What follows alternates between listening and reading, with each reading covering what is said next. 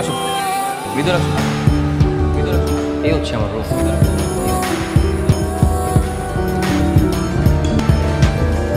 বসো প্লিজ।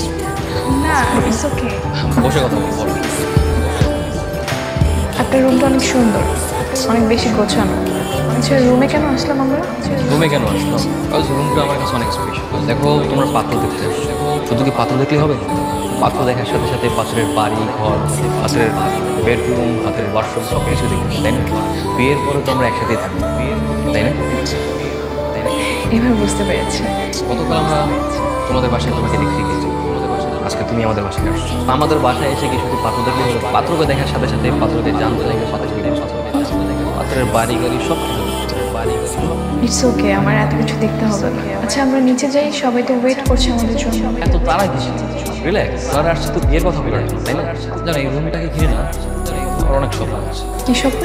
কি স্বপ্ন? আমি যখন বিয়ে করবো তখন আমি আর আমার স্ত্রী ঠিক এই বিছানায় একসাথে। আচ্ছা, হয়েছে, আমি বুঝতে পেরেছি, আর বলতে হবে না। আরে না না না, প্লিজ, বুঝতে পারো খারাপ কিছু। একসাথে যখন ঘুমাবো, আমার স্ত্রী যখন রাগ করবে তখন আমি মাটিতে ঘুমাবো। আর আপনি যদি রাগ করেন তখন কি সে মাটিতে ঘুমাবেন? না, সে কেন মাটিতে ঘুমাবে? আমার স্ত্রী তো এই ঘরের রানী থাকে। রানী কি কখনো মাটিতে ঘুমায়? রানী কি কখনো মাটিতে ঘুমায়? আর আর তারপর আমি যখন সকালবেলা ঘুমিয়ে থাকবো, সে আমার জানালা ঠিক এইভাবে ঘুমাবে, যাতে ভোরের মৃদু আলোতে আমার ঘুম থাকে, ভোরের মৃদু আলো।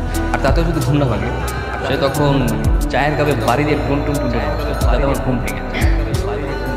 How cute. ভাইজান আপনাকে নিচে ডাকি। হ্যাঁ, চলেন না আমরা নিচে যাই। চলেন না আমরা নিচে যাই।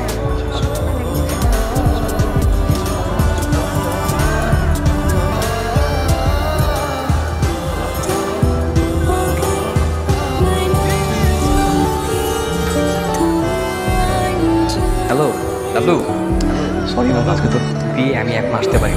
তোর এখানে আসা লাগবে না, এখানে খবর একদম ভালো না। খবর ভালো না মানে কেন, কি হয়েছে? পাত্রী পালাই গেছে মানে? পালাইছে কার সাথে? কি বলতেছিস এসব? পালাইছে কার সাথে? হাই হাই, তো মারাত্মক ঘটনা। আমার তো এখন বিয়ের কথা চলতেছে, আমি তো আমার পাত্রীর ব্যাপারে কোনো কিছুই জানি না। থ্যাংক ইউ বন্ধু, থ্যাংক ইউ সো মাচ। তুমি ভালো সময় ফোন দিছিস। আচ্ছা দাঁড়া, আমি তোর কিছুক্ষণ পরে ফোন দিচ্ছি। বিয়ের দিন তারিখ ঠিক করার আগে মেয়ের পরীক্ষা নেওয়া দরকার না? তুই পরীক্ষা নিতে। কিসের পরীক্ষা বাবাজি? যে মেয়ের সাথে সারা জীবন থাকবো, সংসার করবো, তাকে একটু বাজিয়ে দেখতে হবে না? কি ফালতু কথা বলছিস তুই? হ্যাঁ, কিসের মেয়েকে বাঁচিয়ে দেখ? মেয়েকে বাঁচিয়ে কি আছে? অনেক বিষয় জানার আছে, আবার অনেক বিষয় দেখার আছে। সমস্যা নেই, এই যে আমার মেয়ে। মা একটু দাঁড়া তো, মা দাঁড়া। এই যে দেখছো বাবাজি, আমার মেয়ে একদম 4 ইঞ্চি লম্বা। না না, আমি এইসব বিষয় সম্পর্কে জানতে চাচ্ছি না। এগুলো তো এক্সটার্নাল, খালি চোখেই জানি। আমি তো ইন্টারনাল বিষয় সম্পর্কে জানতে চাচ্ছি। তোমার কোনো বয়ফ্রেন্ড আছে? না। ওয়ান সাইডেড লাভ বা পছন্দের কেউ, ক্রাশ কেউ আছে? না। ওকে, ও আচ্ছা আচ্ছা আচ্ছা, তাই নাকি? তাহলে তো হয়ে গেল। আমার পরীক্ষা না শেষ, আপনার ছেলে দিন ঠিক করতে পারেন, কোনো সমস্যা নেই। ভাই সাহেব, তাহলে আমরা দিনক্ষণটা ঠিক করে ফেলি।